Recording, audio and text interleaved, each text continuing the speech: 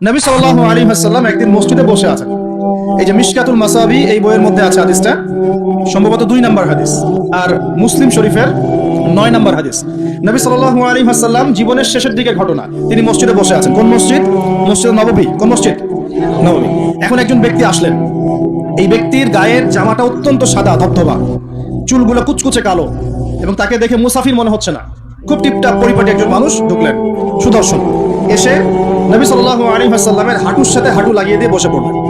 যেমন করে আমরা আত্তাহিয়াতু লিল্লাহি ওই সময় বসি, তাশাহুদের সময় এইভাবে বসে তার 2 হাত নবী সাল্লাল্লাহু আলাইহি ওয়াসাল্লামের উরুর উপর রাখলেন। রেখে বলছেন, 4টা প্রশ্ন করছেন। কয়টা প্রশ্ন? প্রথম প্রশ্নই করছেন, ইয়া মুহাম্মদ, বলেন সাল্লাল্লাহু আলাইহি ওয়াসাল্লাম, আখবিরনি আনিল ইসলাম, হে নবী আমাকে ইসলাম সম্পর্কে বলুন। তখন নবীজি বলছেন, ইসলাম হচ্ছে আন তাশহাদু আল্লা ইলাহা ইল্লাল্লাহ ওয়া আন্না মুহাম্মাদান আবদুহু ওয়া রাসূলুহু। ইসলামের প্রথম বিষয় হচ্ছে তুমি আল্লাহই বিশ্বাস করবে, সাক্ষ্য দিবে আল্লাহ ছাড়া কোনো মাবুদ নাই, এবং মুহাম্মদ সাল্লাল্লাহু আলাইহি ওয়াসাল্লাম আল্লাহর বান্দা এবং রাসূল। এরপর আন তুকিমাস সালাহ, এরপর তুমি সালাত কায়েম করবে 5 ওয়াক্ত, ওয়া তুতিয়াজ যাকাত, তুমি যাকাত প্রদান করবে, ওয়া তাসুমু রমাদান, রমজান মাসে সাওম বা রোজা রাখবে, এবং সামর্থ্য হলে তুমি হজ করবে। সামর্থ্য হলে হজ। এই 5টা হচ্ছে ইসলামের ভিত্তি। তখন যে প্রশ্ন করছে সেই ব্যক্তি বলছে, সাদাক্ত, আপনি সত্য বলেছেন। কি বলছেন? আপনি সত্য বলেছেন। তখন উমর রাদিয়াল্লাহু আনহু পাশ থেকে তিনি খুব অবাক হয়ে গেলেন। তিনি বলছেন, ফাআজিবনা লাহু, আমরা অবাক হলাম তার উত্তর শুনে। ইয়াসআলুহু ওয়া ইউসাদ্দিকুহু, সে নিজেই প্রশ্ন করলো আবার নিজেই উত্তর দিচ্ছে। নিজেই প্রশ্ন করলো ইসলাম কাকে বলে, আবার নিজেই বলছে সত্য বলেছেন আপনি। তার মানে কি উত্তর তার আগে থেকে জানা আছে? উত্তর তার আগে থেকে জানা আছে। তো সবাই অবাক হয়ে গেল। এরপর তিনি দ্বিতীয় প্রশ্ন করলেন, এটা ফাখবিরনি আনিল ঈমান, হে নবী আমাকে ঈমান সম্পর্কে বলেন। কি সম্পর্কে? ঈমান। এই যে গায়েব, গায়েব সম্পর্কে, ঈমান সম্পর্কে বলেন। ঈমান মানেই গায়েব। ঈমান মানে কি? গায়েব। দেখেন, ঈমানের 6টা পিলার নবীজি বললেন। কয় পিলার? 6 পিলার নবীজি বলছেন। এখন ঈমান, আল ঈমান হচ্ছে আন তুমিনা বিল্লাহ, তুমি আল্লাহ বিশ্বাস করবে। কিসে বিশ্বাস করবে? আল্লাহ। দেখা যায়? আল্লাহকে দেখা যায়? আল্লাহ গায়েব না? গায়েব। ওয়া মালাইকাতিহি, আল্লাহর ফেরেশতা মণ্ডলীর প্রতি বিশ্বাস করবে। দেখা যায়? গায়েব না? আচ্ছা। ওয়া কুতুবিহি, আল্লাহ পাকের সমস্ত আসমানি কিতাবে বিশ্বাস করবে, কোরআন ছাড়া বাকিগুলো দেখা যায়? গায়েব না এগুলা? আচ্ছা। ওয়া রুসুলিহি, আল্লাহ পাকের সমস্ত রাসূলগণে বিশ্বাস করবে। দেখা গেছে রাসূল? আমরা কি আমাদের নবীকেও দেখেছি? এগুলো গায়েব না? গায়েব। ওয়াল ইয়াউমিল আখির, পরকালে বিশ্বাস করবে। পরকাল মানে মৃত্যুর পরের জীবন থেকে জান্নাত জাহান্নাম পর্যন্ত। দেখেছি আমরা কেউ? এগুলো গায়েব না? গায়েব। ওয়া আন তুমিনা বিল কদরি খাইরিহি ওয়া শাররিহি, এবং তুমি তাকদীর বা ভাগ্যের ভালো মন্দে বিশ্বাস করবে। ভাগ্যকে দেখা যায়? লাউহে মাহফুজ আল্লাহ পাক ভাগ্য লিখেছেন না? দেখা যায়? কেউ জানে আগামীকাল কি হবে? জানে না। এই যে ঈমানের 6টা পিলার, এই 6টা পিলারকে মুখে স্বীকার করতে হয়, মনে বিশ্বাস করতে হয়, কাজেও বাস্তবায়ন করতে হয়। এই 6টা পিলার কি চোখে দেখা যায়? মুত্তাকিদের বৈশিষ্ট্য কি? আল্লাযীনা ইউমিনুনা বিল গায়বি, এই যে 6টা গায়েব, এগুলোতে যারা বিশ্বাস করে তারা হলো মুমিন। তারা কি? সুবহানাল্লাহ। আচ্ছা, আর 2টা প্রশ্ন বলে সামনে যাই। তৃতীয় প্রশ্ন করলেন, আখবিরনি আনিল ইহসান, আমাকে ইহসান সম্পর্কে বলুন। তখন নবীজি বলছেন, ইহসান হচ্ছে আন তা'বুদাল্লাহা কাআন্নাকা তারা, তুমি এমন ভাবে আল্লাহর ইবাদত করবে যেন তুমি আল্লাহকে দেখতে পারছো। বলেন সুবহানাল্লাহ। আল্লাহকে দেখা যায়? ওয়া ইন লাম তাকুন তারা, তুমি যদি আল্লাহকে দেখতে না পারো, ফাইন্নাহু ইয়ারাক, তাহলে জেনে রাখবে আল্লাহ তোমাকে ঠিকই দেখছেন। দেখছেন না? এই কনসেপ্টটা, এই কনসিয়াসনেসের নাম হচ্ছে ইহসান, মানে আল্লাহকে হাজির নাজির জন্য ইবাদত করা।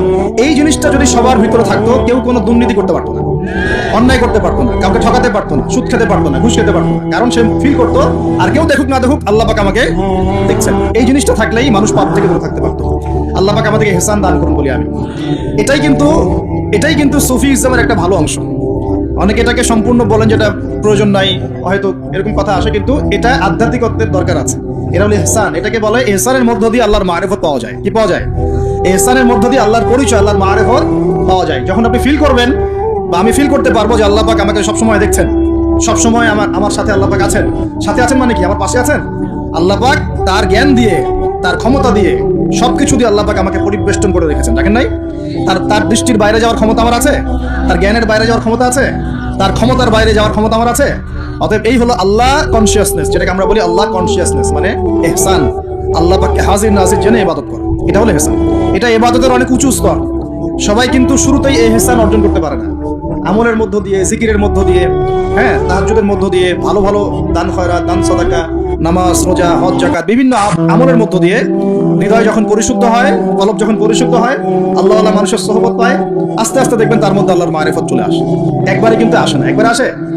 এবং জিকির, বেশি বেশি আল্লাহর জিকির করতে হয়। জিকিরেই কলব কি হয়?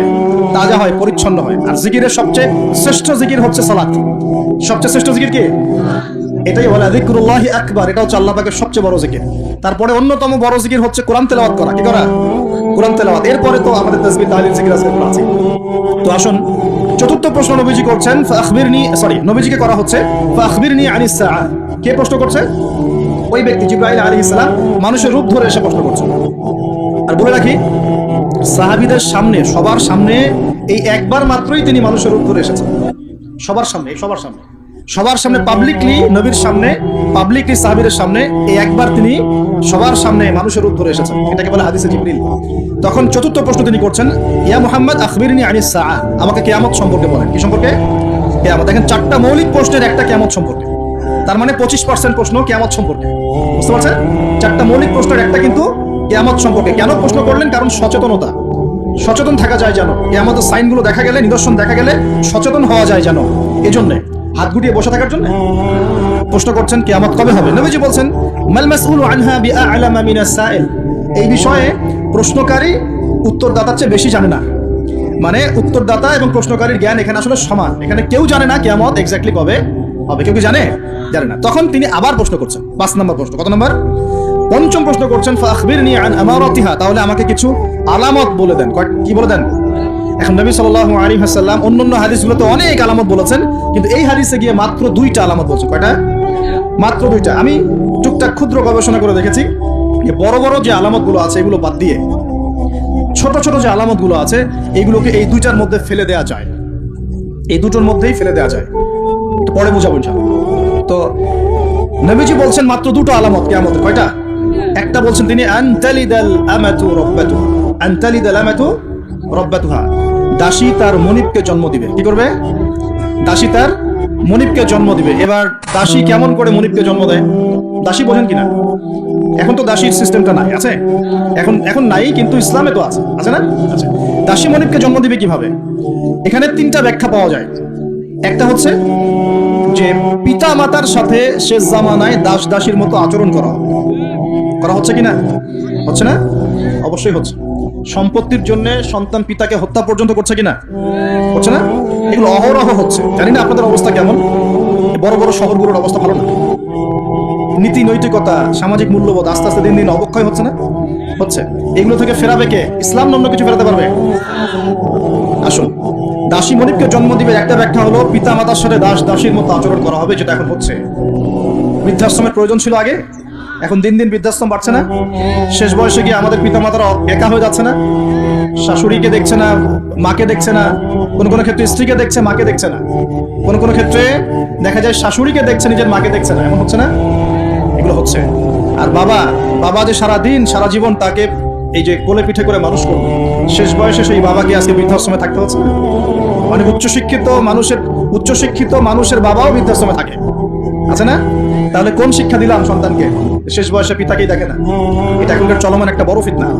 আমরা এই হাদিসটা স্মরণ রাখবো। নবীজি বলেছেন সেই ব্যক্তি ধ্বংস হয়ে যাক। কোন ব্যক্তি ধ্বংস হয়ে যাক? কার জন্য নবী বদদোয়া করলেন? যে ব্যক্তি তার পিতা মাতাকে পেয়েছে, কিন্তু পিতা মাতাকে পেয়েও তার খেদমত করে জান্নাত লাভ করতে পারলো না, এই ব্যক্তি ধ্বংস হয়ে যাক। যাদের পিতা মাতা আছে অবশ্যই খেদমত করবেন। ওয়ালা তাকুল লাহুমা উফফিন ওয়ালা তানহারহুমা, তাদেরকে বিরক্ত হয়ে উফ শব্দটাও বলা যাবে না এবং ধমকের সুরে কথা বলা যাবে না, বরং বলতে হবে ফাকুর রাব্বিরহামহুমা কামা রাব্বায়ানি সাগীরা, দোয়া করতে হবে। যাদের পিতামাতা নাই তারা জানে পিতামাতা চলে যাওয়ার কি কষ্ট, তাই না? যাদের আছে তারা বুঝি না। আর বিশ্বাস করেন, পিতামাতার খেদমত করলে যে কোনো গুনাহ মাফ হয়ে যাবে ইনশাআল্লাহ। যে কোনো বিপদ আপদ বলা মুসিবত থেকে আল্লাহ বাঁচাবেন ইনশাআল্লাহ। এক সাহাবী এসে ক্রন্দন করছেন, কাঁদছেন, ইয়া রাসূলুল্লাহ আমি অনেক বড় গুনাহ করে ফেলেছি। নবীজি বলছেন বাসায় চলে যাও, তোমার মায়ের সেবা করো, গুনাহ মাফ হয়ে যাবে ইনশাআল্লাহ। তিনি জিজ্ঞাসা করলেন না কি গুনাহ করেছো? তিনি বলছেন আমি অনেক বড় গুনাহ করেছি। নবীজি বললেন বাসায় চলে যাও, আল্লাহর কাছে ক্ষমা চাও, মায়ের খেদমত করো, গুনাহ মাফ হয়ে যাবে। এরকম ঘটনা আরেকটা ঘটেছিল। তখন নবীজি বলেছিলেন বাসায় যাও, তোমার পিতামাতার খেদমত করো, গুনাহ মাফ হবে। তখন সেই সাহাবী বলছিলেন আমার তো মা বেঁচে নাই। তখন নবীজি বলছেন খালা বেঁচে আছে কিনা? খালা বেঁচে আছে, খালার সেবা করো। খালার সেবা করে কয়জন? খালার খোঁজ খবর নেয় কয়জন?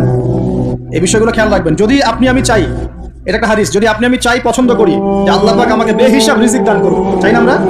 রিজিক মানে সম্মান, জ্ঞান, খাবার, কাপড়, বাসস্থান, রিজিক, সবকিছু রিজিক। আমাদের সবকিছু রিজিক। জ্ঞানও আমাদের রিজিক না?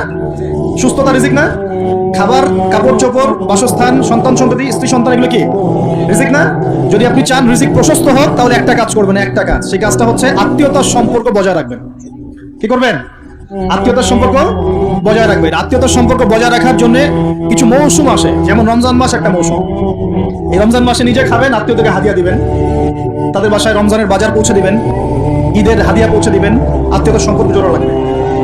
কোন কোনো ক্ষেত্রে মাহফিলে দান করার চাইতে নিকট আত্মীয় পরিবারের পিছনে খরচ করলে বেশি নেকি হয়। বিশ্বাস করলেন না? মনে করতে পারে এটা আল্লাহর রাস্তায় ব্যয়, এর চেয়ে কি বড় ব্যয় হতে পারে? হ্যাঁ, হতে পারে। সবচেয়ে উত্তম ব্যয় হচ্ছে আপনার পরিবারের পিছনে ব্যয়। হালাল টাকা থেকে, হালাল উপার্জন থেকে যে ব্যয়টা আপনি পরিবারের পিছনে করেন, এটা সর্বশ্রেষ্ঠ ব্যয়। আর আত্মীয়দেরকে দান খয়রাত করলে বা তাদেরকে হাদিয়া দিলে দুইটা বেনিফিট। একটা হলো দানের তো নেকি পাবেনই আপনি, আবার আত্মীয়তার সম্পর্ক রক্ষার নেকি পাবেন। যখন আল্লাহ পাক সমস্ত সৃষ্টি করলেন মহাবিশ্বের, আর বিশ্বাস করেন প্রত্যেকটা সৃষ্টির কিন্তু প্রাণ আছে, বিশ্বাস করেন না? আকাশেরও জীবন আছে, এই মাটিরও জীবন আছে, পাহাড়ের জীবন আছে, সমুদ্রের জীবন আছে, সবকিছুর জীবন আছে। ওই সায়েন্স আমাদেরকে যেটা শেখায়, এটা জীব, এটা জড়, এই সংজ্ঞা ঠিক না, এই সংজ্ঞা ঠিক না। আল্লাহ পাক বলছেন যে শোনো, তোমার ব্যাপারে আমার ফয়সালা এবং ওয়াদা হচ্ছে যে তোমাকে টিকিয়ে রাখবে আমি তার ব্যাপারে খুব রহম হব, দয়ালু হব ইনশাআল্লাহ। আর যে তোমাকে নষ্ট করে ফেলবে তার সাথে আমি সম্পর্ক নষ্ট করে ফেলবো। আত্মীয়তার সম্পর্ক খুব ইম্পর্টেন্ট। তো রিজিক যদি প্রশস্ত হতে চান, তাহলে অবশ্যই আত্মীয়তার সম্পর্ক বজায় রাখবেন। ঠিক আছে? আল্লাহ তৌফিক দান করেন। আর শেষ জামানায় তো ভাই বাবা ছেলের সাথে দূরত্ব, মা ছেলের সাথে দূরত্ব, ভাই ভাইকে দেখতে পারে না। আমরা তো সালামও দিই এখন হিসেব করে, দল দেখে সালাম দেই, হ্যাঁ, মানুষ দেখে সালাম দেই। এবং আমার তরিকার কিনা, আমার দলের কিনা, আমার মাযহাবের কিনা, আমার সংগঠনের কিনা, এগুলো দেখে দেখে সালাম দেয়, তাই না? ভাইরা, এটাও কিয়ামতের লক্ষণ। বিশ্বাস করলেন না? আখিরুজ জামানে হাদিসের মধ্যে স্পষ্ট আসছে যে আমাদের আগে আগে সালাম মানুষ বেছে বেছে দেওয়া শুরু করবে। কি বলা নাই, সবই বলা আছে। কিয়ামতের আগে আগে মানুষ সালাম বেছে বেছে দেওয়া শুরু করবে, আর মসজিদগুলো হবে চাকচিক্যময়, হেদায়েত উঠে যাবে, মসজিদের মধ্যে শোরগোল বেড়ে যাবে, হট্টগোল বেড়ে যাবে। হচ্ছে না এগুলা? এমন কঠিন হাদিস আছে যে মানুষ নামাজ পড়বে, কিন্তু মুসল্লিদের মধ্যে একজন প্রকৃত মুমিন খুঁজে পাওয়া যাবে না। নাউজুবিল্লাহ। বহু মানুষ নামাজ পড়ছে, সুদ খাচ্ছে না, নামাজ পড়েও নামাজ থেকে বের হয়ে আবার মাদকাসক্ত হচ্ছে না, রোজা ইফতার খুলেই তো সিগারেটে হাত দিচ্ছে না? নামাজ পড়েও জেনা করছে না মানুষ, নামাজ পড়েও গার্লফ্রেন্ডের সাথে সম্পর্ক রাখছে না, নামাজ পড়েও এদিকে পর্নোগ্রাফি দেখছে না। নামাজ তো সমস্ত পাপ থেকে মানুষকে দূরে রাখার কথা। যখন নামাজ পড়েও আমরা কবিরা গুনাহ করছি, মানে নামাজ তো কবুল হচ্ছে না, হয়তোবা নামাজ সেরকম হচ্ছে না যেমনটা হওয়া উচিত ছিল।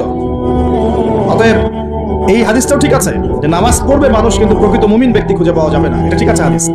এখন আসুন, একটা ব্যাখ্যা হতে পারে দাসী মনিককে জন্ম দেওয়ার, যে পিতা মাতার সাথে দাসীর মতো আচরণ করা হবে। আরেকটা ব্যাখ্যা কি হতে পারে? আরেকটা ব্যাখ্যা হচ্ছে সত্যি সত্যি দাসী মনিককে জন্ম দিতে পারে। কিভাবে? এটা এই বিশ্ব না আসলে আমরা ব্যাখ্যা করতে পারবো। কিরকম করে জানেন? মনে করেন সিঙ্গাপুর একটা কান্ট্রি, এই কান্ট্রির নাম সিঙ্গাপুর। ওখানে মেয়েরা খুব first line of life lead করে, ওদের সন্তান নেওয়ার সময় নাই, সন্তান জন্ম দেওয়ার ফুরসত নাই। সন্তান জন্ম দিব, বিয়ে শাদী করবো, একদম অনেক ঝামেলার কাজ, কেরিয়ার আছে সামনে, না কেরিয়ার, নিজের পায়ে দাঁড়াতে হবে, চাকরি বাকরি, অনেক কাজ। তখন তারা কি করে? দরিদ্র কান্ট্রি থেকে কিছু মেয়েদেরকে হায়ার করে। দরিদ্র কান্ট্রি ধরেন শ্রীলঙ্কা, ইন্দোনেশিয়া, হ্যাঁ, বা সাউথ এশিয়ান কিছু কান্ট্রি থাকতে পারে। দরিদ্র কান্ট্রি থেকে মেয়েদেরকে হায়ার করে নিয়ে ওই মেয়ের গর্ভাশয়, যেটা আমরা বলি গর্ভাশয়, এখানে ওই পুরুষের শুক্রাণুকে ইনজেক্ট করে প্রযুক্তির মাধ্যমে শুক্রাণু ডিম্বাণু মিলন ঘটানোর পর এই মেয়ের ভিতরে বাচ্চা আস্তে আস্তে বয়স, খুব ভালো মন্দ খাওয়ানো হয় এই মেয়েটা যে গর্ভধারণ করছে, একে খুব ভালো মন্দ খাওয়ানো হয়, ফ্রেশ খাবার, ফ্রেশ পানি। 9 মাস পর বাচ্চাকে যখন সে খালাস করে, তখন এই বাচ্চাকে তারা নিয়ে নেয়, বিনিময়ে এই মেয়েটাকে পারিশ্রমিক দেওয়া হয়, $10,000, $20,000 দিয়ে ওকে খালাস, চলে গেল। এখন এই যে সন্তানটা জন্ম হলো, এই সন্তানটা হচ্ছে মনিবের, আর এই যে দাসী তার মনিবকে জন্ম দিয়ে চলে গেল। দেখলেন বাস্তবতা? এটা এসেছে, এটা বাস্তবে এসেছে। এরকম পশ্চিমের কিছু কিছু কান্ট্রিতে এই সিস্টেমে বাচ্চা নেওয়া হয়। শুনলে অবাক হয়ে যাবেন, আমাদের মাথায় তো নাই, অবাক তো হবেনি, যেটা আমাদের কাছে অস্বাভাবিক, অবাক হবেন না? এভাবে দাসী মনিবকে জন্ম দিচ্ছে এই যুগে। আরেকটা ব্যাখ্যা, এটা আমার কাছে সবচেয়ে প্রিয় ব্যাখ্যা, সেটা হলো দাসী মনিবকে জন্ম দেওয়ার ব্যাখ্যা এক্সটেন্ডেড ওলামায়ে কেরাম করেছেন যে শেষ জামানায় গিয়ে সমাজে ন্যায় অন্যায়, সত্য মিথ্যা, হালাল হারাম, এই যে মানদণ্ডটা আছে, এটা উল্টে যাবে আর কি। বুঝতে পারছেন না? ন্যায় হবে অন্যায়, অন্যায় হবে ন্যায়, হালাল হয়ে যাবে হারাম, হারাম হয়ে যাবে হালাল, সত্য হয়ে যাবে মিথ্যা, মিথ্যা হবে সত্য। এগুলো হচ্ছে কিনা? সবচেয়ে মিথ্যাবাদী ব্যক্তিকে সমাজে মানুষ বলছে সত্যবাদী ব্যক্তি। সবচেয়ে যে করাপ্টেড মানুষ তাকে বলা হচ্ছে আমানতদার ব্যক্তি। যার চরিত্র সবচেয়ে খারাপ বলা হচ্ছে একদম পবিত্র চরিত্র। হ্যাঁ, একজন মদখোর মানুষ তাকে বলা হচ্ছে খুব সম্মানী মানুষ। হ্যাঁ, একজন বেনামাজি মানুষ কোনোদিন মসজিদের ধার কাছেও আসে না, তাকে বলা হচ্ছে খুব উন্নত চরিত্রের মানুষ, খুব ভালো মানুষ। আর যারা সত্যিকারের সৎ, মুত্তাকি, পরহেজগার, তাদেরকে পদে পদে বাধা পেতে হচ্ছে এখন, হচ্ছে না? মানুষ হালালকে হারাম করে নিচ্ছে। যেমন মদকে মানুষ আগে হারাম মনে করতো, আস্তে আস্তে এখন মাশাআল্লাহ আস্তাগফিরুল্লাহ এটা হালাল করে নেওয়া হচ্ছে। হালাল করে নেওয়া হচ্ছে না? মাঝে মাঝে পত্রিকা কিছু রিপোর্ট দেখি, রিপোর্টগুলো দেখলে আসলে কষ্ট হয়। একটা মদের ব্র্যান্ডের নাম দিয়ে বলছে যে এই বছর তারা মদ বিক্রি করে 4.5 কোটি টাকা আর্ন করেছে। কি খুশি, কি খুশির কথা। এবং এতে করে বড় অঙ্কের রাজস্ব আমরা পেয়েছি। বাপ রে বাপ, কি একটা প্রোগ্রেস। এই হারামের টাকা না ঢুকলে মনে হয় রাষ্ট্র নষ্টই হয়ে যেত, ভাবটা। হ্যাঁ, এবছর সুদের মধ্য দিয়ে প্রোগ্রেস হচ্ছে আমাদের এত কোটি টাকা। শাবাশ, এই তো মুসলমান নাকি? তো এখন যেগুলো হালাল ছিল সেগুলোকে মানুষ আস্তে আস্তে হারাম করছে, আর হারামগুলোকে আবার হালাল করে নিচ্ছে, নিচ্ছে কিনা? দেখেন তো কত পার্সেন্ট মানুষ পরিপূর্ণ সুদমুক্ত জীবনযাপন করতে পারে। এই যে সুদ থেকে দূরে থাকার পরেও মাঝে মাঝে মেসেজ আসে, দেখবেন যে আপনার এই ব্যালেন্সে 92 পয়েন্ট এত টাকা ইন্টারেস্ট দেওয়া হয়েছে। আসে না? আসে না? খাবেন না, জোর করে খাওয়াবেন। নবী সাল্লাল্লাহু আলাইহি ওয়াসাল্লাম এটাই বলছেন শেষ জামানা সম্পর্কে। ওই জামানায় সুদের ব্যাপক প্রচলন ঘটবে এবং যে ব্যক্তি এখান থেকে দূরে থাকতে চাইবে তার গায়েও সুদের ছিটাফোঁটা গিয়ে লাগবে। এটা লাগছে কিনা? এখন লাগছে। এটা কেমন পাপ? আল্লাহ নবী বলছেন এটা মায়ের সাথে জিনা করার মতো পাপ। এটা কেমন পাপ? আল্লাহ বলছেন আল্লাহ এবং তার রাসূলের সাথে যুদ্ধ করার মতো পাপ। নবীজি বুখারীর হাদিসে বলছেন 1 দিরহাম সুদ খেলে 36 বার জিনা করার গুনাহ হয়। এটা এমন পাপ। এর ফলশ্রুতিতে সমাজের এক শ্রেণীর মানুষ ধনী হয়, আর এক শ্রেণীর মানুষ আস্তে আস্তে গরিব হয়। সমাজটাকে বড় করে দেখলে দেখবেন বিশ্বে এক শ্রেণীর মানুষ ধনী হয়েছে, এক শ্রেণীর মানুষ গরিব হয়েছে। এটা সুদের ফলাফল। আস্তে আস্তে এর ধ্বংস অনিবার্য, কোনো উপায় নাই। এবং যারা দরিদ্র, ব্যক্তিগতভাবে দরিদ্র, সোশ্যালি দরিদ্র বা রাষ্ট্রগতভাবে দরিদ্র, এদের অবস্থা খারাপ। সুদের বেড়া জালে ফেলে এদের রক্ত চুষে সম্পদ নিয়ে নেবে, এটাই ওদের প্ল্যান, মাস্টার প্ল্যান। এবং যখন সুদের মধ্যে একটা জাতি পড়ে যায়, এর পুরো ব্লেম সবার উপরে চলে আসে, সবাই সুদের আন্ডারে চলে আসে। সবার শ্রম থেকে এবং রক্ত মাংস ঘাম থেকে এই টাকা পরিশোধ করতে হবে। আপনারা হয়তো ইকোনমিক্স কতটুকু বোঝেন আমি জানি না, আর এগুলো ওয়াজ মাহফিলে বলার মতো বিষয় নয়। ওয়ার্ল্ডে যারা ইকোনমিক বিষয়গুলো ডিল করে, এরা সুদ ছাড়া কোনো লোন আপনাকে দিবে না। বিনা সুদের কোনো লোন আপনাকে দিবে। এখন এই সুদটার লোনটা আপনাকে শোধ করতে হবে না? সুদের লোন শোধ করতে হলে আপনাকে জনগণের শ্রম থেকেই সুদটা শোধ করতে হবে, অথবা আপনাকে আপনার নিজের রাষ্ট্রের প্রবৃদ্ধি বাড়িয়ে ওই টাকাটা শোধ করতে হবে। যেভাবেই হোক শোধ করতে হবে। তখন সবার উপরে সেই ব্লেমটা চলে আসবে, আসবে কিনা? এখান থেকে বের হওয়া খুব কঠিন। এখন বের হওয়া খুব কঠিন। আল্লাহ পাক আমাদের জন্য সহজ করুন, দোয়া করি। কঠিন তবে অসম্ভব নয়, কঠিন তবে অসম্ভব নয়। দান সদকা বাড়াতে হবে, জাকাতগুলো প্রদান করার সিস্টেম তৈরি করতে হবে। ওসর দিবেন, গবাদি পশুর জাকাত দিবেন, এবং অপচয় কমাবেন, দুর্নীতি কমাবেন। টাকার 2 নাম্বারই কমিয়ে দিলে এবং আমাদের খেয়ানত কমিয়ে দিলেই ইনশাআল্লাহ একটা জাতির জন্য আল্লাহ পাক আসমান এবং জমিনের বরকতের দরজা খুলে দেবেন ইনশাআল্লাহ। আল্লাহ ওয়াদা করেছেন। এটা এইভাবে সলভ হওয়া সম্ভব। পরে বলবো কিছু কথা ইনশাআল্লাহ। তো এখানে আমার কাছে এই ব্যাখ্যাটা বেশি পছন্দ। নবীজিকে বলছেন যে আমাদের সাইন বলেন, কিছু সাইন বলেন। নবীজি বলছেন দাসী মনিবকে জন্ম দিবে, তার অন্যতম ব্যাখ্যা হলো শেষ জামানায় হক বাতিল, ন্যায় অন্যায়, সত্য মিথ্যার মানদণ্ড উল্টে যাবে। এটা হয়েছে কিনা? আরেকটা সাইন তিনি বলেছেন, এটা ভালো করে শোনেন। নবীজি বলছেন সাল্লাল্লাহু আলাইহি ওয়াসাল্লাম যে কিয়ামতের আগে আগে ওয়ানতারাল হুফাতাল উরাতাল আলাতা রিয়া আশ-শাই ইয়াতাতাওয়ালুনা ফিল বুনিয়ান। নবীজি বলছেন কিয়ামতের অন্যতম নিদর্শন হবে সমাজের সবচেয়ে নিকৃষ্ট শ্রেণীর মানুষ। নিকৃষ্ট বলতে দরিদ্র, একদম দরিদ্র, যার পায়ে স্যান্ডেল পরার টাকা ছিল না, গায়ে জামা কেনার টাকা ছিল না। হুফাতাল উরাতাল আলাতা রিয়া আশ-শাই, রাখাল, রিয়া আশ-শাই মানে রাখাল, একদম রাখাল শ্রেণীর মানুষ। এরা কি করবে? ইয়াতাতাওয়ালুনা ফিল বুনিয়ান, এরা উঁচু উঁচু বিল্ডিং নির্মাণ করবে না, বরং উঁচু উঁচু বিল্ডিং নির্মাণের প্রতিযোগিতা করবে। কি করবে? এখানে নির্মাণ করা অর্থ, ইয়াতাতাওয়ালুনা মানে কিন্তু বানানো না, মানে কি করা? কম্পিটিশন করা, প্রতিযোগিতা। আপনার 10 তলা, আমার 11, আপনার 12, আমার 13, আপনার 15, আমার 20। এই যে ইয়াতাতাওয়ালুনা ফিল বুনিয়ান, এই যুগটা চলছে না এখন? এই যুগটা কি 200-300 বছর আগে ছিল? তাহলে বুঝতে পারছি না সময় কাছাকাছি। এটা বোঝার জন্য কি পিএইচডি করার দরকার আছে? চোখ কান খুললেই তো দেখা যায়। ইয়াতাতাওয়ালুনা ফিল বুনিয়ান, কারা করবে? ধনীরা না, ধনীরা প্রতিযোগিতা করবে না, বলা হচ্ছে একদম দরিদ্র মানুষরা প্রতিযোগিতা করবে। এখন উত্তর দেন তো দেখি, কিভাবে গরিব মানুষ এরকম বিল্ডিং নির্মাণের প্রতিযোগিতা করতে পারে? হ্যাঁ, সুদ খাইলে। আরেকটা হচ্ছে অন্যের সম্পদ আত্মসাৎ করতে পারলে। এই দুইটা অপশন, হয় সুদ খাবে অথবা অন্যের সম্পদ গ্রাস করবে। মানে 1 নাম্বার পদ্ধতিতে করা সম্ভব, 2 নাম্বারই করতে হবে। ঠিক আছে? আরেকটা অপশন হচ্ছে যদি গুপ্তধন পান, যদি মাটি থেকে গুপ্তধন বের হয়, হ্যাঁ, গুপ্তধনও বের হয় তো, আল্লাহ পাক তো ধন দিয়েছেন মুসলিমদেরকে, তাই নাই? ওই যে মধ্যপ্রাচ্যের কান্ট্রিগুলো দেখবেন, আজকে থেকে 60-70 বছর আগে তাদের অবস্থা দেখবেন, তারা বেদুইনের মতো জীবনযাপন করতো। তারপরে 60-70 বছর হলো যে পেট্রোলিয়াম বের হয়েছে, ব্ল্যাক গোল্ড, যেটাকে আমরা বলি ব্ল্যাক অয়েল, ব্ল্যাক গোল্ড। মানে এই পৃথিবীতে সোনা দিয়ে এখন এক্সচেঞ্জ করা যায় না, এই পৃথিবীতে পেট্রোলিয়াম দিয়ে এক্সচেঞ্জ করা হয় ডলারের সাথে। এটাকে বলা হয় petro dollar monetary system, petrol এবং ডলার। তো এই পেট্রোলিয়ামটা হচ্ছে এখনকার গোল্ডের মতো দামি জিনিস। এটা যখন থেকে তারা পেয়েছে, তারপর থেকে দেখেন বিল্ডিং কারো 50, কারো 60, কারো 100, কারো চলছে, হচ্ছে না? অথচ আজকে থেকে 50 বছর আগেও অবস্থা এমন ছিল না। ইয়াতাতাওয়ালুনা ফিল বুনিয়ান, আর কি বাকি আছে কিয়ামতের আলামত বলেন? আর কি বলবো? এই দুটোর মধ্যেই সব পড়ে যাবে। এবার এই ব্যক্তি উঠলেন, কোন ব্যক্তি? ওই যে জিবরাইল আলাইহিস সালাম এবার উঠে চলে যাচ্ছেন, আর সবাই চুপচাপ বসে আছেন। মানে অনেক সময় হয় না, চুপ করে সবাই বসে থাকে, সাইলেন্স, পিন ড্রপ সাইলেন্স। এবার নবী সাল্লাল্লাহু আলাইহি ওয়াসাল্লাম নিজে বলছেন, ইয়া ওমর, হে ওমর, আতাদরি মান ইসরাইল, তুমি কি জানো এই ব্যক্তিকে যে প্রশ্ন করলো, কে চলে গেল প্রশ্ন করে? তখন নবীজিকে ওমর রাদিয়াল্লাহু আনহু বলছেন, আল্লাহু ওয়া রাসূলুহু আ'লাম, আল্লাহ এবং তার রাসূলই ভালো জানেন এই ব্যক্তিকে। নবীজি বলছেন, ইন্নাহু জিবরিল, এই ব্যক্তি হচ্ছে জিবরাইল আলাইহিস সালাম। আতাকুম ইউআল্লিমুকুম দীনাকুম, তিনি এসেছিলেন তোমাদেরকে তোমাদের দ্বীন ইসলাম শেখাতে।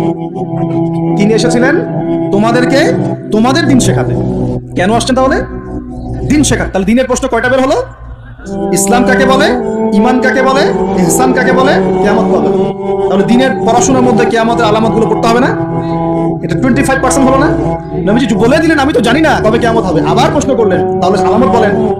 কেন? কারণ সচেতনতা। এখান থেকে আমাদের টপিক কোনটা? এই যে মুমিন পেয়েছেন, মুমিনের সংজ্ঞা কয়টা পিলারে বিশ্বাস করতে হবে? পিলারগুলো বলেন। আল্লাহে বিশ্বাস 1, 2 নাম্বার ফেরেশতা মণ্ডলীতে বিশ্বাস, 3 নাম্বার আসমানি কিতাব সমূহে বিশ্বাস, 4 নাম্বার নবী রাসূলগণে বিশ্বাস, 5 পরকালের জীবনে বিশ্বাস, আর 6 তাকদীর ভাগ্যের ভালো মন্দ বিশ্বাস। এই 6টা কি গায়েব কিনা? এখন একটু বোঝেন বর্তমান বিশ্বের সাথে আমাদের সংঘর্ষ কোথায়, একটু বোঝেন। এবার আমরা ইমানদার হতে হলে এই 6টা বিষয় বিশ্বাস করতেই হবে, না হলে কেউ মুমিন হতে পারবে না। আর এই 6টা বিষয় কি চোখে দেখা যায়, স্পর্শ করা যায়, পরীক্ষাগারে পরীক্ষা করা যায়, কোনো যুক্তি বিজ্ঞান দর্শন দিয়ে কোনো সিদ্ধান্তে আসা যায়? যায় না। আমরা এগুলো বিশ্বাস করি আল্লাহর ওহীর জ্ঞানের আলোকে। কিসের আলোকে? আল্লাহ পাক বলেছেন, রাসূল বলেছেন, বাস বিশ্বাস করি। এখানে আমরা কোনো যুক্তি বিজ্ঞান দর্শনের ধার ধারি না, হারিয়ে। আচ্ছা, কিন্তু এখনকার পশ্চিমা শিক্ষা ব্যবস্থা, যার ছোঁয়া এখন পুরো বিশ্বেই লেগে গেছে, প্রায় অলমোস্ট এভরি কান্ট্রিতে, তাদের জ্ঞানতাত্ত্বিক একটা সংজ্ঞা আছে, দর্শন আছে। কি সেটা? তারা পরীক্ষা নিরীক্ষা, যুক্তি বিজ্ঞান দর্শন এর বাইরে কোনো কিছুকেই তারা সিদ্ধান্ত হিসেবে গ্রহণ করবে না, জ্ঞান হিসেবে গ্রহণ করবে না। তারা পানিকে বিশ্বাস করে, পরীক্ষা করে দেখবে যে হাইড্রোজেন অক্সিজেন মিলে পানি হয়, এটা বিশ্বাস করবে, ঠিক আছে? তারা কঠিন তরল বায়বীয় পদার্থে বিশ্বাস করে, তারা চাঁদে বিশ্বাস করে, তারা মঙ্গল গ্রহে বিশ্বাস করে, ইত্যাদি ইত্যাদি। কিন্তু তারা এই চাঁদ, মঙ্গল গ্রহ, মহাবিশ্বের স্রষ্টাকে বিশ্বাস করে না, কারণ তাকে দেখা যায় না। আমি কি বোঝাতে পারছি পার্থক্য কোন জায়গায়? তারা এটা বিশ্বাস করে যে হ্যাঁ, বিগ ব্যাং, মহাধুম করে একটা বিস্ফোরণ হলো আর মহাবিশ্ব সৃষ্টি হয়ে গেল, এটা ওরা বিশ্বাস করে। এই বিস্ফোরণ যে আল্লাহ পাক ঘটিয়েছেন, এটাতে বিশ্বাস করে। বুঝতে পারছেন না মনে হয়? তারা বিশ্বাস করে যে হ্যাঁ, এই যে পানি খাচ্ছি, পানি একটা জিনিস, তরল পদার্থ খাচ্ছি, কিন্তু এই পানি যে কেউ সৃষ্টি করেছেন এটাতে তারা বিশ্বাস করবে। তারা মনে করে হাইড্রোজেন অক্সিজেন মিলে পানি হয়, কে সৃষ্টি করলো সেটা তিনি বিশ্বাস করবে না। এটাকে আমরা ফিলোসফি ভাষায় বলি এপিস্টিমোলজি। কি বলি? খুব কঠিন শব্দ। এপিস্টিমোলজি মানে হলো জ্ঞান তত্ত্ব। কি তত্ত্ব? ওদের জ্ঞান তত্ত্ব হচ্ছে যে পরীক্ষা নিরীক্ষা পর্যবেক্ষণ ছাড়া কোনো জ্ঞান নেওয়া যাবে না। কিন্তু আমরা দেখি আল্লাহকে আমরা পরীক্ষাগারে পরীক্ষা করতে পারবো, ফেরেশতাকে পারবো, জিন জাতি, আমাদের আত্মা, রূহ, কবরের আযাব, জান্নাত জাহান্নাম, হ্যাঁ ওই যে কবরের ফেরেশতা আসবে, প্রশ্নোত্তর, হ্যাঁ ওই যে কিয়ামতের মাঠে সূর্য নেমে আসবে, ঘামবে মানুষ, হ্যাঁ তারপরে যে আগের নবী রাসূলগণ, আগের আসমানি কিতাব, তাকদীর, ভাগ্য, আগামীকাল কি হবে, এগুলোকে পরীক্ষাগারে প্রমাণ করতে পারবেন। এই কারণেই তারা আমাদের এই ধর্মীয় কনসেপ্টে বিশ্বাস করে না। আমি কি বুঝতে পারছি কেন বিশ্বাস করে না? ওদের সাথে আমাদের জ্ঞানতাত্ত্বিক আদর্শের দর্শনে পার্থক্য আছে। এখন এই কারণেই তারা যেহেতু স্রষ্টায় বিশ্বাস করে না, এখন মানুষের সৃষ্টি তত্ত্ব দিতে হবে, একটা দিতে হবে না? কেমন করে মানুষ সৃষ্টি হলো, কোত্থেকে আসলো, কেমন ছিল আমাদের আদিম পুরুষরা, দিতে হবে কিনা? এই কারণে বিভিন্ন মতবাদ তারা দিয়েছে, এই অ্যামিবা থেকে, ওই কোষ থেকে, অমুক থেকে, তমুক থেকে, এর মধ্যে একটা দিয়েছে ওই যে বিবর্তন থেকে, দেখেন নাই? আচ্ছা, এগুলো এমনি না, কারণ ওদের দর্শনটা চাপিয়ে দেওয়ার জোরপূর্বক চেষ্টা করা হচ্ছে, আর কিছু। এখানে যে বিশ্বাস করে যে আমাদের একজন স্রষ্টা আছেন আল্লাহ রাব্বুল আলামিন, এবং তিনি প্রথম সৃষ্টি করেছেন আদম আলাইহিস সালামকে, তাকে নাম জ্ঞান শিক্ষা দিয়েছেন, তার পাঁজর থেকে হাওয়া আলাইহিস সালামকে সৃষ্টি করেছেন, জান্নাতে রেখেছেন, পরীক্ষা নিয়েছেন, শয়তান প্রলুব্ধ করেছে, তাই না? তারপর আমরা দুনিয়াতে চলে এসেছি, আমরা এসেছি জান্নাত থেকে পৃথিবীতে, এবং আমাদের পিতা, আদি পিতা আদম আলাইহিস সালাম এই কনসেপ্টে বিশ্বাস করে, তার কি বিবর্তনের প্রয়োজন আছে? আর যেহেতু ওরা এই কনসেপ্টে বিশ্বাস করে না, এই কারণে একটা সৃষ্টি তত্ত্ব দেওয়ার খাতিরে এইসব মতবাদ দিয়ে দিয়েছে। মতবাদ দেয় দেখ, মত প্রকাশ করে করুক, সেটা বুঝলাম, স্বাধীনতা আছে, কিন্তু জোর করে চাপিয়ে দিতে হবে কেন? যারা অমুসলিম সমাজ বা যারা নাস্তিক, যারা পশ্চিমা সভ্যতার সংস্কৃতির ধারক বাহক, তারা এগুলো বিশ্বাস করে করুক। একজন মুসলিম তো করে না, করে মুসলিম সমাজের মানুষ কি করে? তাহলে মুসলিম সমাজের মানুষকে এগুলো পড়াতে হবে কেন? এই জায়গাটাই তো সমস্যা। আমরা কি চাপিয়ে দিচ্ছি বলে কিছু, যে আপনারা ঘাট ধরে ইসলাম কবুল করো, এরকম কথা কেউ বলে? আমরা কি করি? আমরা কোরআন সুন্নাহ থেকে সত্যটা স্পষ্ট করি। যার ইচ্ছা হয় সে ইসলাম কবুল করবে, যার ইচ্ছা হয় সে করবে না। লাকুম দীনুকুম ওয়ালিয়া দিন, তোমার দিন তোমার জন্য, আমাদের দিন আমার জন্য। তোমরা যদি কোরআন সুন্নাহ মেনে নাও, আত্মসমর্পণ করো, ইনশাআল্লাহ তোমরা জান্নাতে যাবে, ইনশাআল্লাহ তোমরা আমাদের ভাই হয়ে যাবে। যদি না করো, তোমাদের কবর তোমাদের, তোমাদের তোমাদের পরকাল তোমাদের, এগুলোর সাথে আমাদের কোনো সম্পর্ক আছে? তো জোর করে মুসলিমরা কখনো চাপিয়ে দেয় না, কিন্তু মুসলিমদের উপরে এখন জোর করে এগুলো চাপিয়ে দেওয়া হচ্ছে। এগুলো তো বিশ্বাস করলে কিন্তু ঈমান থাকবে না। থাকবে? কেউ যদি বিশ্বাস করে আল্লাহ মানুষ থেকে মানুষ সৃষ্টি করেন নাই, অন্য কোনো প্রাণী থেকে করেছেন, তাহলে ঈমান থাকবে? কোরআনে শত শত আয়াত আছে, ওয়াল্লামা আদামাল আসমাআ কুল্লাহা, আমি আদমকে সমস্ত নাম শিক্ষা দিয়েছি। ওয়াইজ ক্বালা রাব্বুকা লিল মালায়েকা ইন্নী জাঈলুন ফিল আরদি খলিফা, আমি স্মরণ করো হে নবী সে সময়ের কথা, আমি ফেরেশতাদেরকে বললাম যে আমি পৃথিবীতে আমার খলিফা পাঠাবো। আমরা হচ্ছে এই দুনিয়া আল্লাহর খলিফা, সুবহানাল্লাহ। আমরা হচ্ছে এই দুনিয়াতে কার খলিফা? আল্লাহর খলিফা। আমরা এই দুনিয়ার অধিবাসী নই, আমরা জান্নাত থেকে এখানে এসেছি। আমরা জান্নাতে ছিলাম, কেন চলে আসলাম? শয়তান ওই যে আমাদেরকে প্রলুব্ধ করেছিল। সূরা তাহা পড়বেন, আল্লাহ পাক ওখানে বলেছেন, শয়তান গিয়ে আদম আলাইহিস সালামকে বলছিল, ইয়া আদম, হে আদম, আল আদুল্লুকা, আমি কি তোমাকে বলে দিব, জানাবো কি, আলা শাজারাতিল খুলদি ওয়া মুলকিন লা ইয়াবলা, এমন গাছের কথা বলবো যার কাছে গেলে বা যার ফল খেলে তুমি রাজত্ব পাবে, চিরস্থায়ী রাজত্ব পাবে এবং কোনোদিন মরবে না। এই দুটো টপ দিয়েছে, রাজত্ব পাবে, অমরত্ব পাবে। এক পর্যায়ে ওয়াসওয়াসা দিতে দিতে দিতে দিতে একদিন আমাদের পিতা সেখানে চলে গেলেন। ফাকালা মিনহা, সেখান থেকে তারা দুজন খেয়ে ফেলল। কোথা থেকে খেলো? ওই গাছের কাছ থেকে তারা খেয়ে ফেলল। ফাবাদাত লাহুমা সাওআতুহুমা, এবং তাদের গায়ের যে জামা ছিল জান্নাতের পোশাক, এটা ধাপাস করে খুলে পড়ে গেল। জান্নাতের সবার সামনে আমাদের পিতামাতাকে কে নগ্ন করে দিল? শয়তান। তাহলে এখন দুনিয়ায় যারা আমাদেরকে নগ্ন করতে চায়, এরা কার অনুসারী বলেন? বুঝতে পারছেন না? একই মিশন না? একই মিশন। আচ্ছা, এরপর আল্লাহ পাক বললেন তোমরা আর এখানে থাকতে পারবে না। আলাম আকুল লাকুমা ইন্নাশ শাইতানা লাকুমা আদুউম মুবিন, আমি কি তোমাদের দুজনকে বলি নাই, আদম হাওয়া, যে শয়তান হচ্ছে তোমাদের প্রকাশ্য শত্রু? তখন তারা বললেন রব্বানা যালামনা আনফুসানা, বলেন রব্বানা যালামনা আনফুসানা ওয়া ইল্লাম তাগফির লানা ওয়া তারহামনা লানাকুনান্না মিনাল খাসিরিন। এই দোয়া করলেন, আল্লাহ মাফ করে দিলেন। কিন্তু দুনিয়া আর জান্নাতে থাকা হলো না। কুল নাহবিতু মিনহা জামিআ, আল্লাহ বলছেন আমি বললাম তোমরা সবাই নেমে যাও। কোথায় নেমে যাও? পৃথিবীতে নেমে যাও। তার মানে পৃথিবী আগে ছিল না পরে সৃষ্টি করা হয়েছে? পৃথিবী আগেই ছিল। পৃথিবী কি আগে থেকেই ছিল? কুল নাহবিতু মিনহা জামিআ ফাইম্মা ইয়াতিয়ান্নাকুম মিন্নি হুদান, তোমরা নেমে যাও পৃথিবীতে একসাথে, আর তোমাদের কাছে আমার পক্ষ থেকে প্রত্যেক যুগে যুগে হেদায়েত আসবে। কি আসবে? এই যে তাওরাত হেদায়েত ছিল না? তাওরাত, জাবুর, ইনজিল সব হেদায়েত ছিল। ঠিক ওই সিলসিলাতেই এসেছে কি? আল কোরআন। ফামান তাবিআ হুদায়া, যারা আমার হেদায়েত মেনে নিবে, ফালা খাউফুন আলাইহিম ওয়ালা হুম ইয়াহজানুন, তাদের কোনো ভয় নাই, কোনো দুশ্চিন্তা নাই। যে জান্নাত থেকে এসেছো ওখানে ফিরে যাবে ইনশাআল্লাহ। আমরা এসেছি পৃথিবীতে জান্নাত থেকে, এখানে পরীক্ষা দিচ্ছি, উদ্দেশ্য আবার সেই জান্নাতেই ফিরে যাওয়া। আমরা এখানে থাকতে আসি নাই তো, থাকতে আসছি। আমরা এখানে আসছি জান্নাত থেকে, ফিরে যাবো কোথায়? ইনশাআল্লাহ জান্নাতে, ইনশাআল্লাহ জান্নাতে। আর জান্নাতীদের 120 কাতার হবে। কত কাতার? 120 কাতার। তার মধ্যে 80 কাতার হবে উম্মতে মুহাম্মাদি, বলেন সুবহানাল্লাহ। আর এই উম্মতে মুহাম্মাদির মধ্যে আরো 70,000 স্পেশাল মানুষ আছে। কত হাজার? যারা বিনা হিসেবে, বিনা আযাবে ডাইরেক্ট জান্নাতে যাবে। তবে অন্য একটা হাদিসে আসছে যে প্রত্যেক হাজারের সাথে আরো 70,000। তবে শর্ত কঠিন। কিরকম শর্ত? সাহাবীরা বসে ডিসকাস করছেন কে হতে পারে তারা। কেউ বলছেন তারা হয়তো প্রথম দিকের মুসলিমরা হবেন, কেউ বলছেন তারা হয়তো মুজাহিদরা হবেন, কেউ বলছেন তারা বদর যুদ্ধের সাহাবীরা হবে, ইত্যাদি। তখন নবী সাল্লাল্লাহু আলাইহি ওয়াসাল্লাম আবার চলে আসলেন, ব্যাক করে বলছেন তোমরা কি এই বিষয়ে কি বিষয়ে কথা বলছিলে? তখন সাহাবীরা বললেন আমরা তো ডিসকাস করছিলাম যে কারা হতে পারে সেই 70,000। নবীজি বললেন শোনো, ওই 70,000 মানুষ, এক নাম্বার, ওই 70,000 মানুষ পাখি উড়িয়ে ভাগ্য গণনা করে না। প্রথম কাজটা কি? মানে তারা ইসলাম এত কঠিন ভাবে পালন করে যে পাখি উড়িয়ে ভাগ্য গণনা বা হাত দেখা, রাশিফল, এরকম শিরকের ধার কাছেও নাই। শিরকের ধার কাছেও নাই। 2 নাম্বার, তারা আগুনের শেখা বা উল্কি দিয়ে, এই ট্যাটু আছে না, ট্যাটু উল্কি আঁকে আগুন দিয়ে, এই ধরনের ট্যাটু উল্কি তারা আঁকে না শরীরের মধ্যে। এইসব কুলক্ষণে সুলক্ষণে তারা বিশ্বাস করে না। 3 নাম্বার, তারা অবৈধ ঝাড়ফুঁক করে না। অবৈধ ঝাড়ফুঁক করে না। বৈধ ঝাড়ফুঁক করা যাবে। সূরা ফাতিহা পড়ে ঝাড়ফুঁক করা যাবে, সূরা ফালাক নাস ইখলাস পড়ে পড়া যাবে, আয়াতুল কুরসি পড়ে পড়া যাবে, কোরআন হাদিস দিয়ে ঝাড়ফুঁক করা যাবে। কিন্তু অবৈধ কিছু ঝাড়ফুঁক আছে না, তান্ত্রিক কবিরাজদের কাছে মানুষ করে, এগুলো করা যাবে না। আর 4 নাম্বার হচ্ছে তারা সর্বাবস্থায় এক আল্লাহর উপরে তাওয়াক্কুল করে, ভরসা করে, আল্লাহর প্রতি তাওয়াক্কুল করে। এরা হচ্ছে সেই 70,000 মানুষের মতো থাকবে ইনশাআল্লাহ। এক সাহাবী দাঁড়িয়ে বললেন, ওয়াকাশা দাঁড়িয়ে বলছেন যে ইয়া রাসূলুল্লাহ, আমার জন্য দোয়া করেন, আমি যেন সেই 70,000-এর মধ্যে থাকতে পারি।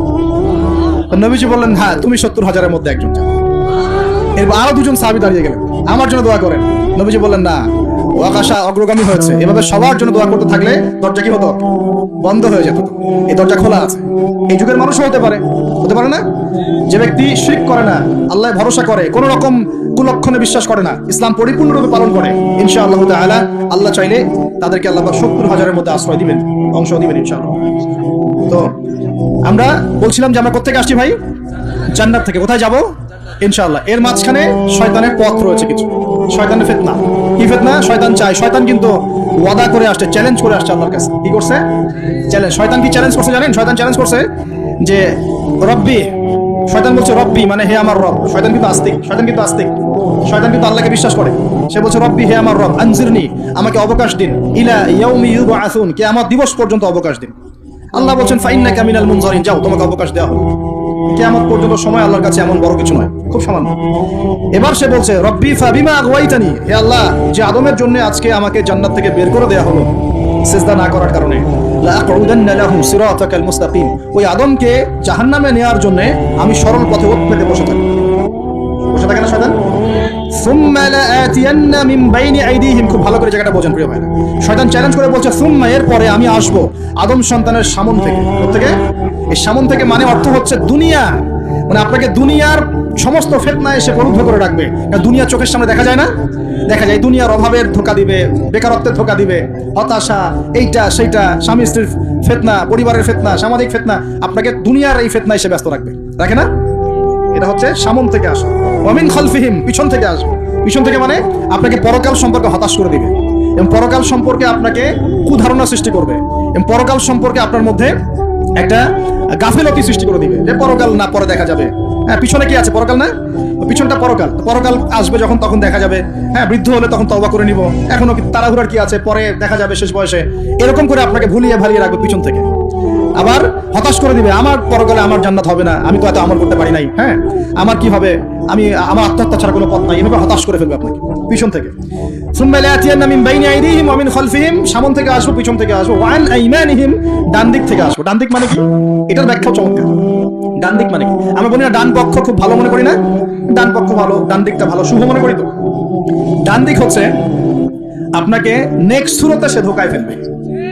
ডান দিক মানে কি? নেক্সট সুরতে ধোকায় ফেলবে। মনে করেন ডান দিক মানে ভালো, মানে আপনি নামাজ পড়ছেন কিন্তু নামাজের মধ্যে শিরক ঢুকাই দিবে, মানুষ দেখতেছে ভালো করে নামাজ পড়ে, নামাজ যাকাত দিচ্ছেন, দান সদকা করছেন, মনের মধ্যে রিয়া ঢুকাই দিবে, ভালো কাজই তো করছে, ঠিক আছে? মানে হ্যাঁ, এটাও ঠিক। ওই যে হালাল প্রেমের দিকে উদ্বুদ্ধ করার চেষ্টা করবে। নেক্সট সুরতে ধোকা, নেক্সট সুরতে। হ্যাঁ, নেক্সট মানে আলেম হয়েছে মানুষ, সবাই একদম বড় বক্তা, আলেম সব বলছে, মনের মধ্যে অহংকার, নেক্সট সুরতে ধোকা, ঠিক আছে?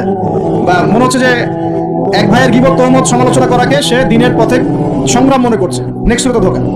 হ্যাঁ, এক ভাইয়ের সমালোচনা করা, গীবত করা, তার চরিত্র উদ্ধার করে ফেলা, এটাকে সে মনে করছে যে দিনের জন্যই করছে, ঠিক আছে? নেক্সট সুরতে ধোকা। নেক্সট সুরতে, ডান দিক থেকে মানে কি?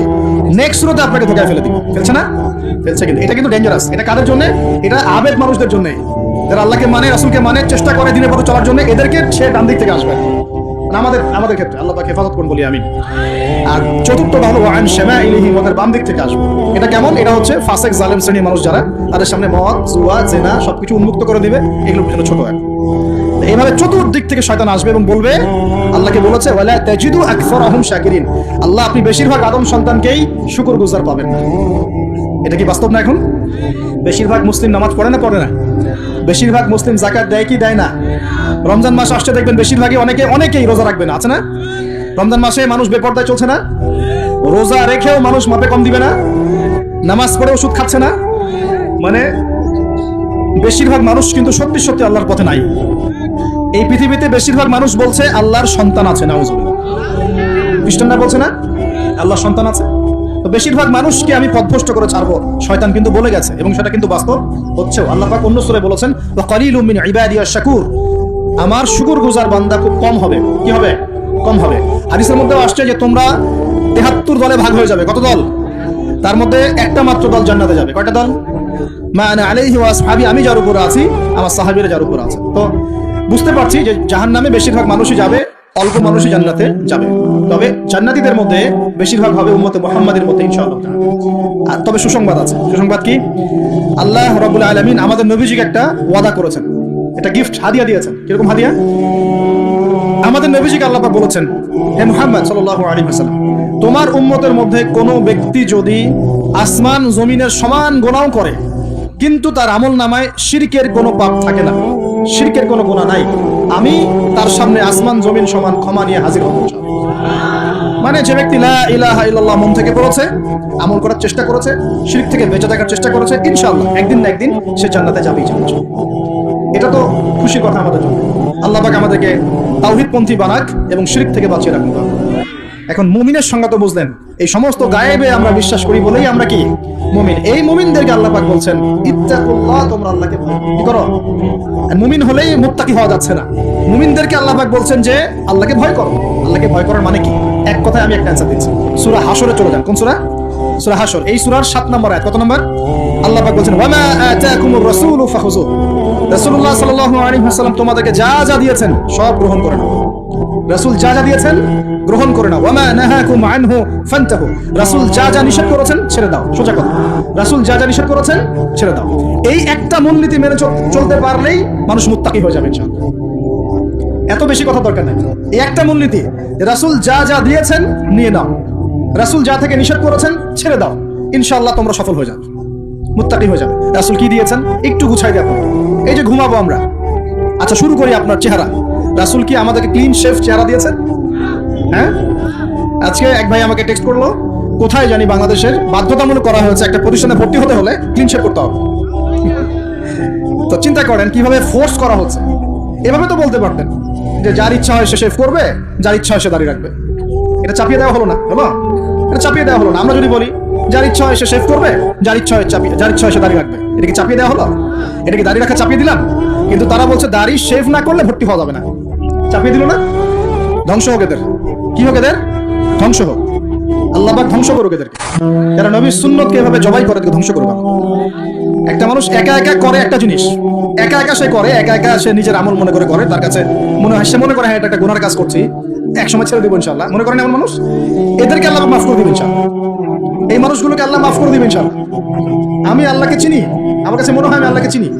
একজন মানুষ মনে করে একটা শেভ করতেছে, কিন্তু তার মনে হয় যে না আসলে শেভ করাটা খারাপ কাজ, এটা খারাপ কাজ, এটা আসলে আমার আমি বাধ্য হয়ে করছি বা করতে হচ্ছে, ইনশাআল্লাহ আমি আরেকটু বড় হলে ছেড়ে দিব, ইনশাআল্লাহ আল্লাহ চাইলে তাকে মাফ করে দিবেন ইনশাআল্লাহ। আরেকজন এটাকে করতে বাধ্য করছে, না এটা করতেই হবে, রাখা যাবে না, এটা কাটতে হবে, শেভ করতে হবে, এ মাফ পাবে না ইনশাআল্লাহ। ইল্লা মাশা ইল্লা মাশা। চাপিয়ে দেওয়া খুব খারাপ জিনিস। কেন চাপিয়ে দিবেন আপনি? কেন চাপিয়ে দিবেন? আর একজন পুরুষের সৌন্দর্যই তো হচ্ছে দাড়ি। আমি তো আফসোস করি দাড়ি নাই চেহারা, কত আফসোস করি। মানুষ আপনাদের দাড়ি দেখলে আমার হিংসা হয়, ঈর্ষা হয়। এটা ঈর্ষা, হিংসা নাই নাকি? ঈর্ষা। গাল ভর্তি দাড়ি থাকবে দেখে কত চমৎকার লাগে। মাশা। আমাদের নবী সাল্লাল্লাহু আলাইহি ওয়াসাল্লামের চেয়ে কোনো হ্যান্ডসাম পুরুষ আছে? ছিল কখনো? নবী সাল্লাল্লাহু আলাইহি ওয়াসাল্লামের দাড়িগুলো এত সুন্দর ছিল, দাড়ি দিয়ে খুশবু বের হতো। সুবহানাল্লাহ। এমনিতেই দাড়িতে মেহেদি না দিয়েই দাড়ি একটু ব্রাউন রঙের দাড়ি ছিল, মেহেদি দেওয়া লাগতো না, এমনি ব্রাউন কালার দাড়ি। বুঝতে পারছেন না? অনেক টকটকা ফর্সা মানুষ ছিলেন তিনি। আমাদের একদম উপর লেভেল থেকে শুরু করে বাথরুমের টয়লেট পর্যন্ত সব এখন পশ্চিমা কালচারে চলছে। কোন কোন জায়গায় এমন টয়লেট দেখা যায় যে দাঁড়ায়ও পেশাব করার বুদ্ধি নেই। দেখেন নাই মনে হয়? একটা তো স্টেঞ্জা করতে হয় বা পায়ে ভর দিয়ে। কোন পায়ে? এখন এই যে ইংলিশ কমোডে আপনি বা পায়ে ভর দিয়ে কেমনে করবেন বলেন দেখি? কিভাবে সুযোগ আছে? আর পাবলিক টয়লেট যদি হয় তাহলে ওইটা পড়াতে বসলে কাপড় এগুলো পাক থাকবে, ওটাতে নামাজ হবে। চিন্তা করেন তো, সূচিবায়ু হয় না? আচ্ছা, সব জায়গায় পশ্চিমা সভ্যতা ঢুকে গেছে, সব জায়গায়, বাথরুম থেকে শুরু করে একদম ওই বিশ্ব পরিচালনা পর্যন্ত সব ওদের শূন্যত চলছে। আর কিছু দেখলাম যে এরকম কিছু বোল বা বাটির মতো রেখে দিয়েছে, ওখানে দাঁড়ায় দাঁড়াই ধরে ধরে করতে হবে। হ্যাঁ, এখন দেখা যায় কোনো মানুষের হাইট 6 ফুট, কোনো মানুষের 5 ফুট, কোনো মানুষের 4 ফুট। এখন যদি ম্যাচ না করেন কি করবে? পাপ যদি ঠিক না হয় কি করবে? চিন্তা, এগুলো দেখেন নাই মনে হয়? দেখবেন, ঘুরতে থাকেন। আল্লাহ পাক কি বলেছেন? সিরু ফিল আরদ, জমিনে বিচরণ করো, ঘোরো। জমিন ঘুরে দেখো, ফানজুর, দেখো কাইফা কানা আকিবাতুল মুকাদ্দিবিন, আল্লাহর বিধান যারা অস্বীকার করেছে ওদের কি পরিণত হয়েছে দেখো। ঘুরতে বলেছেন আল্লাহ পাক। তো দেখেন আমাদের সব সুন্নতগুলো কেন জানি আস্তে আস্তে ওইদিকে চলে যাচ্ছে। আল্লাহ পাক বাঁচাক আমাদেরকে। চেহারা থেকে শুরু হবে, আপনার কথাবার্তা, আপনার চাল চলন, আপনার আকীদা, পোশাক পরিচ্ছদ, বাথরুম, পরিবার, আপনার ব্যবসা, আপনার ইবাদত, জিকির আজকার, তাসবিহ তাহলিল, সমাজ পরিচালনা এবং রাষ্ট্র পরিচালনা পর্যন্ত প্রত্যেকটা কাজ নবী সাল্লাল্লাহু আলাইহি ওয়াসাল্লামের সুন্নত মতো করার পাক্কা নিয়াত করতে হবে। কতটুকু পারি না পারি আল্লাহ দেখবেন, কিন্তু চেষ্টা করতে হবে। ব্যক্তি পর্যায়ে তো পারবো নাকি? এখানে তো আমাকে কেউ ফোর্স করবে না, করবে? আমি যদি দাড়ি ছেড়ে দেই কারো কিছু বলার আছে? আপনি যদি হালাল খান কেউ কিছু ফোর্স করবে আপনাকে? আপনি নামাজ ঠিক মতো পড়েন, রোজা রাখেন, তাসবিহ তাহলিল করেন, জিকির আজকার করেন, আপনার পরিবারের পর্দা কায়েম করেন, কেউ কি ফোর্স করবে আপনাকে? উপরের লেভেলে হয়তো আমরা ইম্পোজ করার ক্ষমতা আমাদের নাই, ওটা পরে। আগে ব্যক্তি জীবন ঠিক করেন, আগে ব্যক্তি জীবন ঠিক করেন, পরিবার ঠিক করেন, আপনার অর্থনীতি ঠিক করেন। ইনশাআল্লাহ তাআলা আল্লাহ পাক আমাদেরকে প্রকৃত মুত্তাকি বানিয়ে দিবেন ইনশাআল্লাহ। আল্লাহ বলছেন প্রকৃত মুত্তাকি হও। কেমন করে আল্লাহকে ভয় করো? হাক্কা তুকাতি, ভয় করার মতো ভয়। ভয় করার মতো ভয় মানে কি? জীবনের কিছু অংশে ইসলাম পালন করব, বাকি অংশে করব না, এমন? নাকি জীবনের প্রত্যেকটা ক্ষেত্রে ইসলাম পালনের চেষ্টা করবো? কোনটা? জীবনের প্রতিটা ক্ষেত্রে আল্লাহ পাক আমাদের সবাইকে ইসলাম পালন করার তৌফিক দান করুন। আল্লাহকে ভয় করো, ভয় করার মতো করে ভয় করো। আরেকটা কথা বলেছেন আল্লাহ পাক, ওয়ালা তামুতুন্না ইল্লা ওয়া আনতুম মুসলিমুন, পরিপূর্ণ মুসলিম না হয়ে মৃত্যুবরণ। পরিপূর্ণ মুসলিম কি জিনিস? যে ব্যক্তি বেপরদায় চলে, এক মহিলা, আবার মাশাআল্লাহ নামাজও পড়ে, পরিপূর্ণ মুসলিম হলো কি?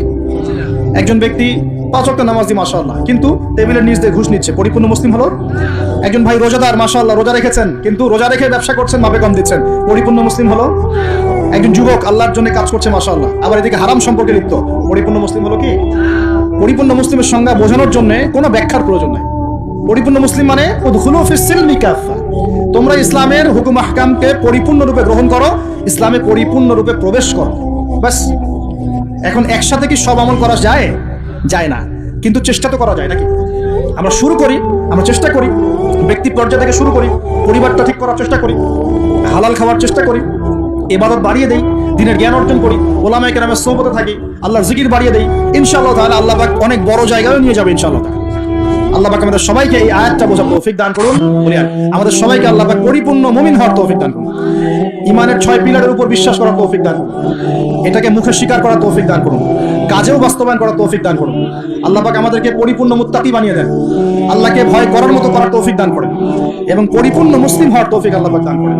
এই দুইটা এক্সাম্পল দিয়ে আমি শেষ করব। পরিপূর্ণ মুসলিমের এক্সাম্পল আল্লাহ পাক দিয়েছেন ইব্রাহিম আলাইহিস সালামের মতো। কোথায়? ইব্রাহিম আলাইহিস সালামের স্ত্রীকে এবং সন্তানকে আল্লাহ পাক বলছেন রেখে আসো ওই মক্কার জনমানবশূন্য জায়গায়। ওই মক্কায় কোনো মানুষ ছিল? কোনো খাবার, কোনো পানি? ইব্রাহিম আলাইহিস সালাম কি বলেছিলেন আল্লাহ আমি কেন তাকে এখানে রেখে আসবো? কি যুক্তি এর পিছনে, কি লজিক, কি সায়েন্স বলেছিলেন?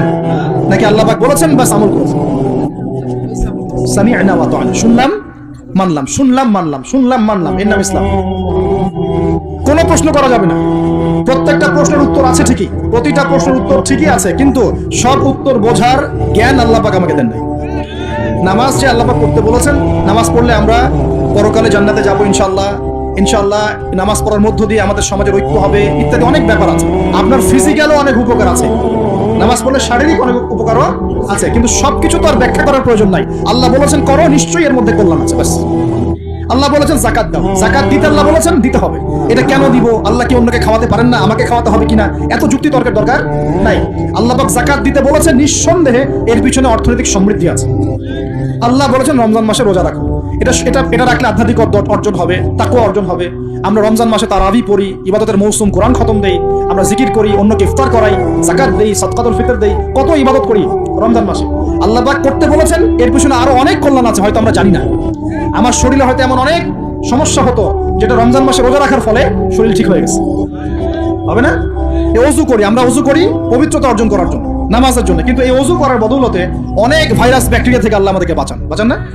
সব কিছুর পিছনে কোনো না কোনো কারণ আছে, সব কারণ হয়তো আমার জানা নাই। এজন্য আল্লাহ পাক বলেছেন সামি'না আতা'না, এর নাম মুসলিম। শুনলাম মানলাম, এর নাম মুসলিম। সব এত প্রশ্ন করা যাবে না, ওইটা কেন, এইটা কেন, পর্দা কেন, এই যুগে পর্দা কেন, ইসলামের চোরের হাত কাটার বিধান কেন? কেন হাত কাটার বিধান? এই এলাকায় যদি একটা চোরকে সবার সামনে হাত কেটে দেয় কেউ, এলাকায় চুরি বাড়বে না কমবে? কি মনে হয় আপনাদের? আর যদি তাকে বিভিন্ন ফাঁক করে বের করে দেন, ছেড়ে দেন, চুরি আরো বাড়বে না কমবে? আরো বাড়বে, আরো বাড়বো। দেখবে যে ধর্ষণ করলে কোনো শাস্তি নাই, আরো করবো। মদ খাইলে কোনো শাস্তি নাই, আরো খাবো। চুরি করলে কোনো শাস্তি হয় না, আরো করবো। বাস এটা বাড়তেই আছে দিন দিন এগুলো। আর যদি সবার সামনে ধরে একটা ধর্ষককে ফাঁসি দিয়ে দেন, আর ভয়ে কেউ ধর্ষণ করার চেষ্টা করবে না। আল্লাহ পাকের বিধান প্রতিটাই কল্যাণকর। এখন মানুষকে এগুলো বোঝাতে হয়। আফসোস, কিছু মানুষ বলে ভাই সব জায়গায় ধর্ম টেনে আনবেন না। সব জায়গায় ধর্ম টেনে আনবো না মানে কি? সব জায়গায় আপনার মন গড়া বিধান টেনে আনবেন না, সব জায়গায় ধর্ম ঠিকই চলবে। আমাদের এটা কি শুধু ধর্ম না, জীবন ব্যবস্থা? জীবন ব্যবস্থা কি পুরো জীবন কেন্দ্রিক হয় না? এখানে ব্যক্তি জীবনের হেদায়েত নাই, এখানে পারিবারিক হেদায়েত নাই, অর্থনৈতিক হেদায়েত নাই, সামাজিক হেদায়েত নাই, তাহলে সব জায়গায় ইসলাম চলবে না কেন? কেন চলবে না? এটাই হলো আমাদের এখনকার বিশ্বের চ্যালেঞ্জ। এই জায়গায় সবাইকে আবার পরিপূর্ণ মুসলিম হওয়ার তৌফিক আল্লাহ পাক দান করুন। আরেকটা এক্সাম্পল দিব। সন্তানকে কুরবানি করতে বলেছেন আল্লাহ পাক, মনে আছে? ইব্রাহিম আলাইহিস সালামকে বলেছিলেন কেন এই ছোট্ট বাচ্চাটাকে হত্যা করবো, জবাই করবো?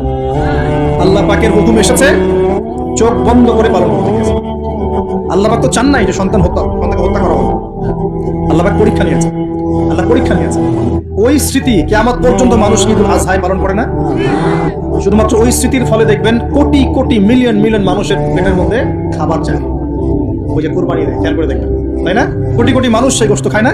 একটা ঘটনাকে দিয়ে আল্লাহ রাব্বুল আলামিন কিয়ামত পর্যন্ত মিলিয়ন বিলিয়ন মানুষকে খাওয়ানোর ব্যবস্থা করেছে। এটাই একমাত্র ব্যাখ্যা নয়, আমি জাস্ট একটা ব্যাখ্যা করলাম, আরো অনেক ব্যাখ্যা আছে। এটা একটা পরীক্ষা। আল্লাহ রাব্বুল আলামিনের প্রতিটা বিধানই মানবতার কল্যাণে। চোখ বন্ধ করে বিশ্বাস করলে সে মুসলিম। আল্লাহ পাক এটাই বলছেন, ওয়ালা তামুতুন্না, ভুলেও মৃত্যুবরণ করো না। ওয়ালা তামুতুন্না, ভুলেও মৃত্যুবরণ করো না। ইল্লা ওয়া আনতুম মুসলিমুন, পরিপূর্ণরূপে ইসলাম কবুল না করে, আত্মসমর্পণ না করে ভুলেও মৃত্যুবরণ করো না। মৃত্যু কবে আসবে জানি? তাহলে কি অপেক্ষায় বসে থাকবো, নাকি এই সুযোগ থাকতেই পরিপূর্ণ মুসলিম হবো? কোনটা?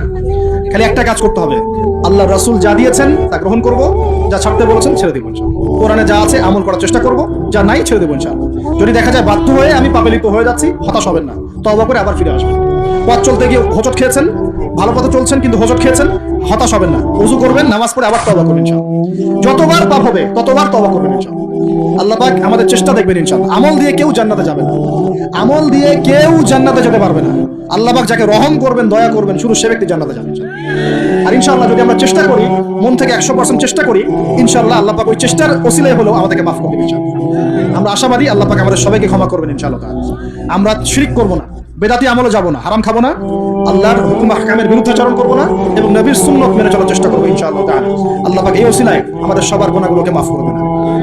আমরা দোয়া করি আল্লাহ পাক সবাইকে যেন পরিপূর্ণ মুসলিম হওয়ার তৌফিক দান করেন, নামাজি বানিয়ে দেন, আসন্ন রমজানে 30টা রোজা সুস্থতার সাথে রাখার তৌফিক দান করেন।